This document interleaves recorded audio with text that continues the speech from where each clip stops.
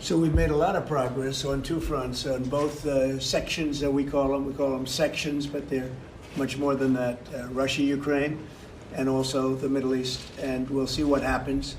We're in deep discussions with Russia and Ukraine. And I would say it's going well, but it's a situation we should have never had to even think about, should have never happened. And on the Middle East, that's been going on for a lot of years. Centuries and centuries, it just keeps going. And we are making a lot of progress, so that's all I can report. But some very, very big talks are going and detailed talks are going on right now on both fronts. Mr. President, you said that your national security advisor learned a lesson after a reporter... Wait a minute, excuse me, I didn't pick you. Go ahead, please. Mr. President, the ceasefire agreement that was broken today allows for third-party countries to help implement the agreement. What does that look like and who's going to be involved? The ceasefire agreement? Yes, the maritime ceasefire agreement between Russia and Ukraine. Well, they're going to get together. Look, they agreed to something and it got broken. There's tremendous animosity. There's a lot of hatred, as you can probably tell. And it allows for people to get together, mediate it, arbitrate it, and see if we can get it stopped. And I think it will. That'll get stopped. What countries are you looking to work with, sir, to help implement and monitor that ceasefire? We have other countries involved, and they're involved very strongly in the process. And that'll be resolved. That's actually, as bad as it is, that's the least of the problems. So we'll get that resolved. And we are being aided by other countries too. Yes, please. Please, Brian. Tomorrow, the subcommittee on DOGE is going to review funding for NPR and PBS. Now, every Republican president has always promised to take away this money that's going to these two public news outlets. If they're successful, I know Senator Kennedy has backed it, Marjorie Taylor Greene in Congress has backed it. Would you be interested in defunding and taking away taxpayer dollars to NPR and PBS? Well, I would love to do that. I think it's very unfair. It's been very biased, the whole group. I mean, a whole group of them. And frankly, there's plenty look at all the media you have right now. There's plenty of coverage. I was from a different age, and they spend more money than any other network of its type ever conceived. So the kind of money that's being wasted, and it's a very biased view, you know that better than anybody. And I'd be honored to see it end. We're well covered. Look at all the people that we have here today. We're well covered, and we don't need it, and it's a waste of money, especially. I don't even know what DOJ's recommendation is. I assume their recommendation is to close them up. Well, after they hear all the testimony, I think they're going to make a decision relatively sooner than later. Yeah. But we'll see what that turns out. I can't imagine that they wouldn't, because they have found so much waste, fraud, and abuse, hundreds of billions of dollars, and just waste, fraud, abuse. You heard yesterday some of the new things that were found. 22 billion just in environment, billion. You know, if you had 22 million, Warren, it would be nice, but 22 billion put into environmental accounts. One was 2 billion into one account, Stacey Abrams, where they had $100 in the account. And just before I came in, they put $2 billion. And you guys are looking, so you mean 2 million or maybe 200,000? No, $2 billion were put in the account. What do you think of that, Mike? Do you think that's a straight deal? 2 billion? Just write me the check, Mr. President. I'll take it with me to Israel. It's it's a horrible thing, and we have so many of those things. So they've done an incredible job, and the country wants to hear it. I think DOGE is actually very popular because of what's happening. They're hearing about all of these scams and for big money, tremendous amount. And when you add it up, just hundreds of billions of dollars being wasted, and much of it's fraud. You know, we talk about waste. And it is waste and abuse, but a lot of it's fraud Can I too. follow up on something? Yeah, go ahead, Brian. I just want to follow up on that. If Planned Parenthood is defunded, would you look into the harvesting of baby organs that they've done throughout the years and maybe go after some criminal prosecution on that? Well, I think you're talking about a subject that is a heated subject, and we'll look into it. We're going to look into everything, but that's certainly a subject that's been debated for a long time, and we will look into it, yeah. Mr. President, Some senators have expressed hope that the White House will support a rescission package to codify some of the DOJ cuts into law. Where does the White House stand on that? And are you making progress? Which on that? package? A rescission package to codify some of the DOJ cuts into law. You know what, it would be great. I think we're going to do that. I think they're going to do it. I think we're also going to be codifying a lot of the executive orders that we've done, which have been very popular. And we're looking at one, I will tell you right now, that I think perhaps will be controversial, but not with the people, and that's sanctuary cities. We're going to end sanctuary cities for some of these jurisdictions that aren't cooperating with law enforcement.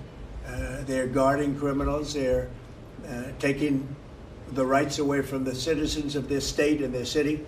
And we're going to be ending sanctuary cities if we find it necessary to do in certain major areas. And we may just end the entire thing altogether because it's just a way of protecting criminals.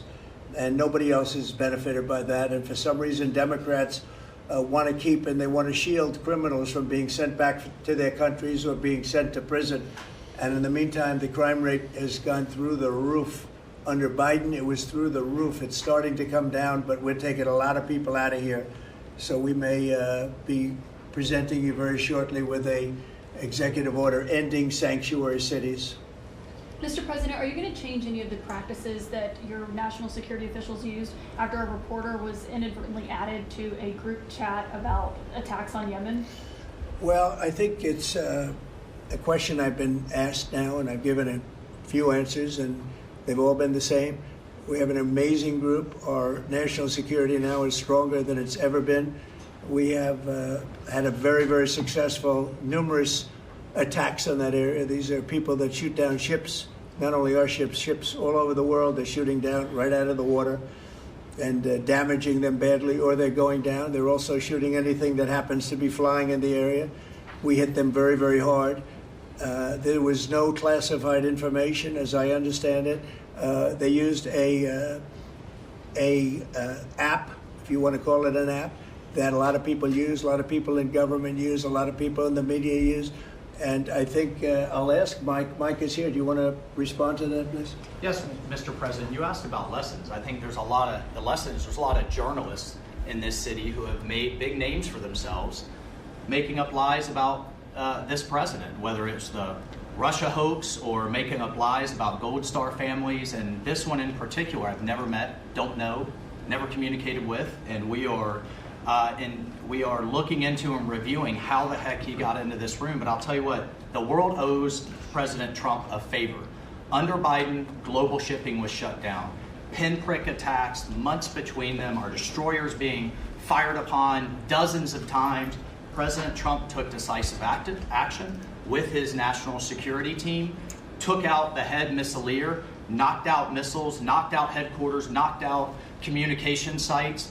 And for once, as we hear, as you all hear from every one of our allies, thank God for American leadership again. Thank God for American strength. You're welcome.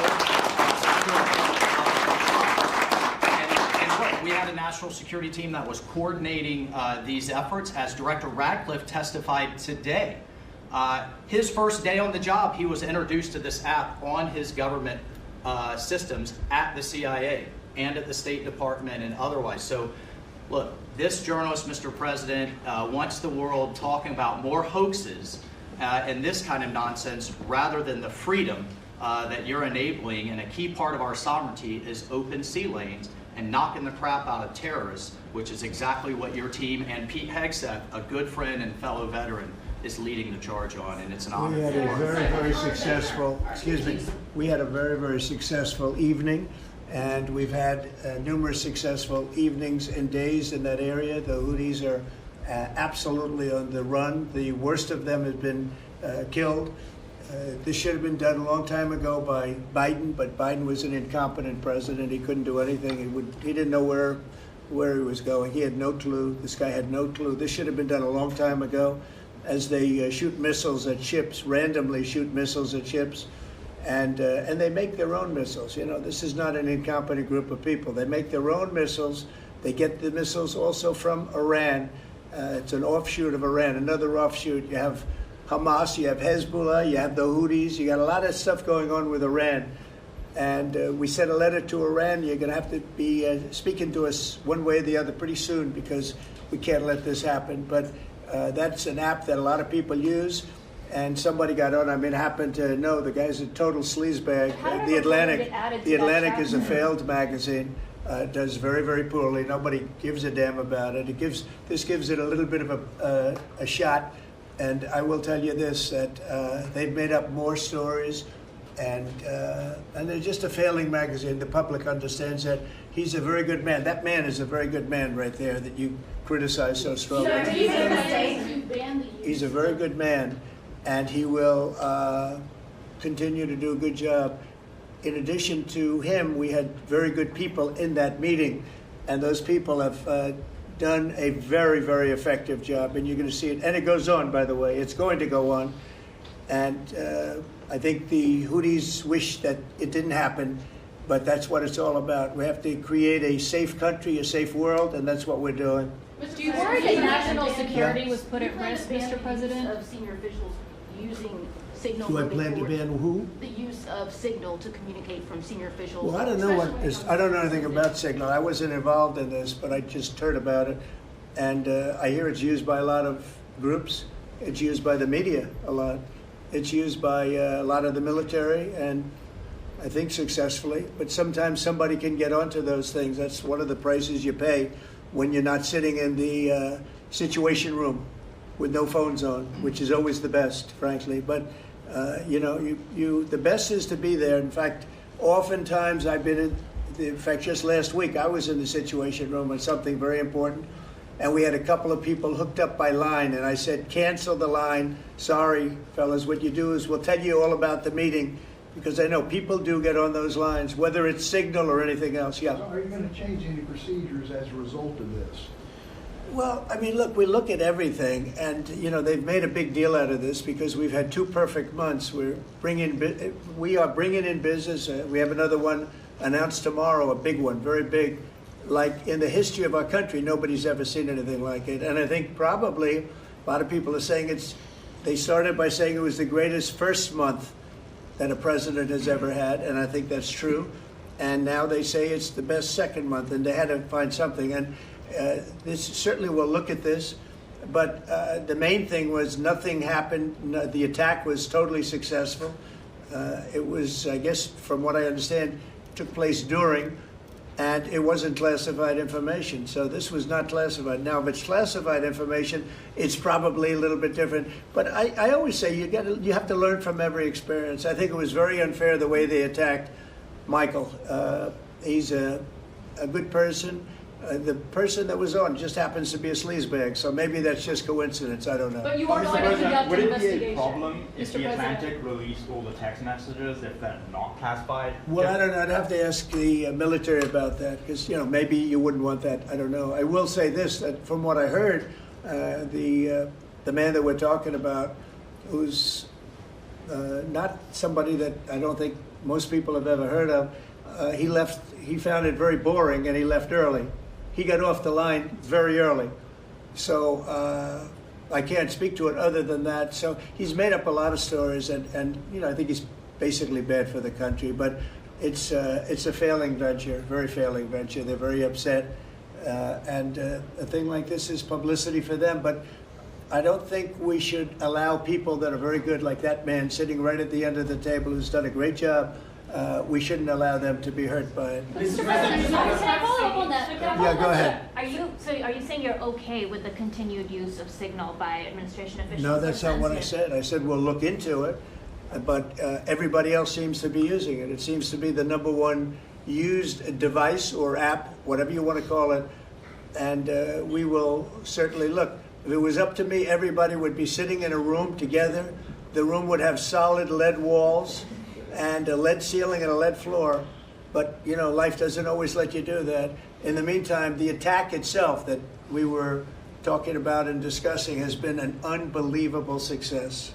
But you will conduct an investigation, is what you're saying into this. We'll look into it, sure. Who's gonna I would lead that look into it, sure. I want to look Is that into the FBI? Or anything who's like leading that. I would I would ask them, it's not really an FBI thing, it's really something having to do with security. Security, like, will somebody be able to break in? Are people able to break into conversations?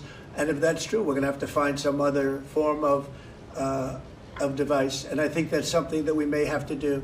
Some people like Signal very much. Other people probably don't.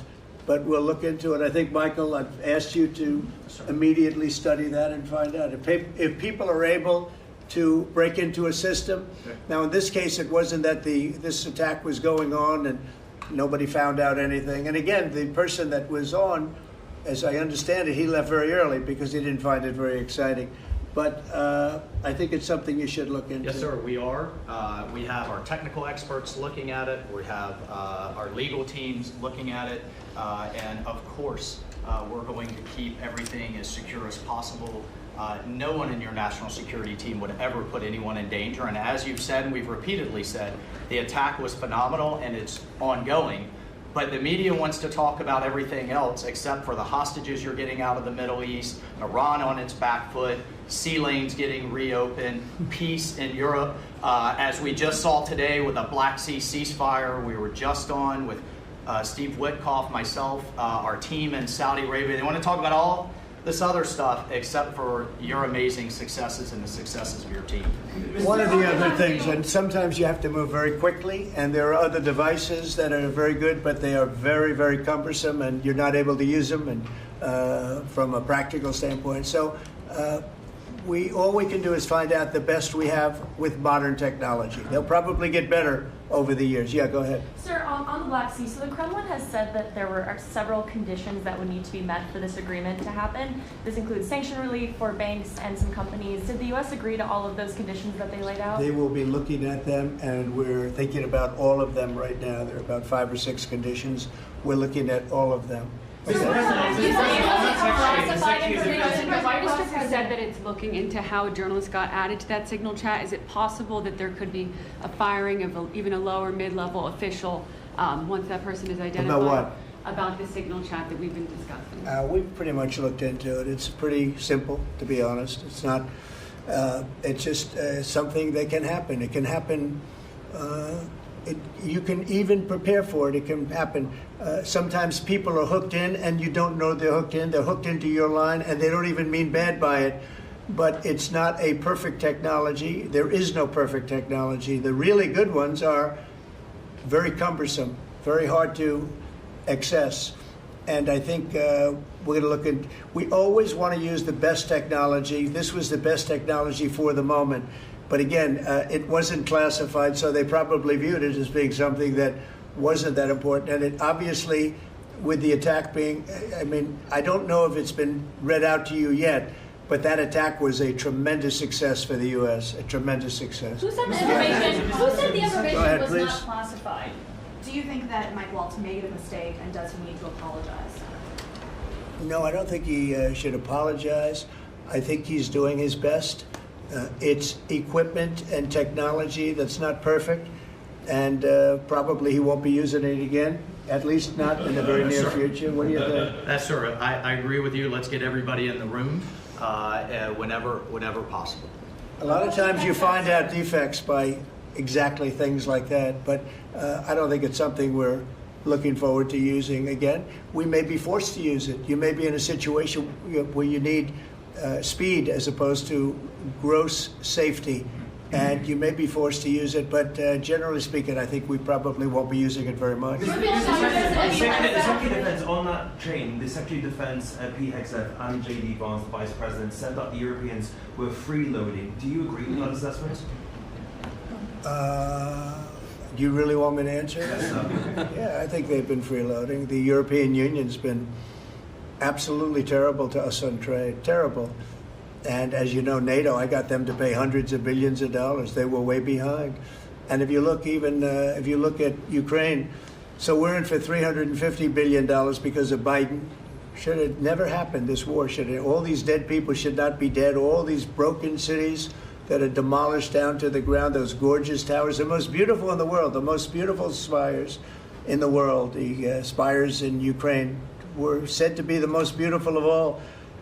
Just about every one of them is lying on its side in a million pieces. It's so sad to see what's happened to a heritage. No, I think that when they say the European Union and you could say NATO also. Look, NATO, and I don't blame NATO for this. I don't blame Europe for this. I blame Biden for the fact that he didn't make them equalize.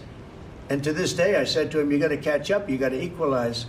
But why are they in for $100 billion and we're in for possibly $350 billion? It shouldn't be. It shouldn't be. And you could say more important for them because we have an ocean in between. So, you know, it's one of those things. You'll be seeing Liberation Day. I call it Liberation Day in America. You're going to be seeing it on April 2nd. Didn't want to do it on April 1st for the obvious reason, April 2nd. But you'll be seeing tariffs. And I think I've been very fair. I have them set. But I think I've been very fair to countries that have really abused us economically for many, many decades. Mr. President, also told you that information was not classified. Another question? Which of your national Please, security go advisors Just told you? following up on your comments on the economy, there is reporting that consumer confidence fell for the fourth straight month. What is your message to Americans who are concerned about Well, I know terrorism this, that for the first time in like 50 years, right track, wrong track, we're on the right track. And I think people see that. And if you look at prices, prices are way down. You know, when I first came here, the first time I met with you people officially, they were screaming at me about eggs. I said, I've been here for a week and I'm being yelled at about eggs. Egg prices have come down 45, 50% in the last week and a half. And our Secretary of Agriculture has done a great job. As you know, Brooke, she's done a fantastic job, and others working with her have done a great job. But we brought eggs down at a level that nobody thought we could get at. I inherited that situation, and I inherited a grocery situation. The groceries went way up, an old-fashioned word, but it's a very descriptive word. Groceries have gone through the roof. And I used to campaign on it. I used to say, we're going to get groceries down, and we have got it down. I watched a certain newscast over the weekend, and a congressman, Democrat congressman, said, well, Trump's done a lot, I agree. He's been great on the border, he's been great on the military, but you know he hasn't brought prices down. That's false. Gasoline's way down. Eggs are way down. Groceries are down very substantially, but down. Almost everything's down. Now, I'd like to see interest rates come down a little bit, and you're going to see billions of dollars, even trillions of dollars coming into our country very soon in the form of tariffs, because we were abused by presidents that, frankly, in all fairness, it wasn't their expertise, but they had no idea what they were doing. Mr. President, you say tariffs will create more jobs here in America. Oh, yeah, sure. It's going to agree. It'll create a lot of money and more jobs. But if you look, so in the last, these gentlemen would know about it, and ladies, because some of the ladies are great businessmen in this room that are becoming ambassadors. Great, really great, top of the line. When you look at the number of companies that have said, like we're close to, I would say close to $4 trillion. We never had numbers like that. The number one chip maker in the world from Taiwan coming in with $200 billion. We have Apple. Look at Apple. $500 billion. $500 billion. They're going to build plants all over the United States. They were all being built in China. You have many, many companies, and maybe above all, you have the car companies coming in at levels that nobody's ever seen before. We have Honda is opening up one of the biggest plants in the world in Indiana, and many car companies are coming in. We have AI. We're leading China by a lot in AI, and we're going to keep it that way because we've made it very good for them, and we're going to protect them once they're here. We'll protect them through taxes, through incentives, and also through tariffs. Thank you very much, everybody. Thank you very much.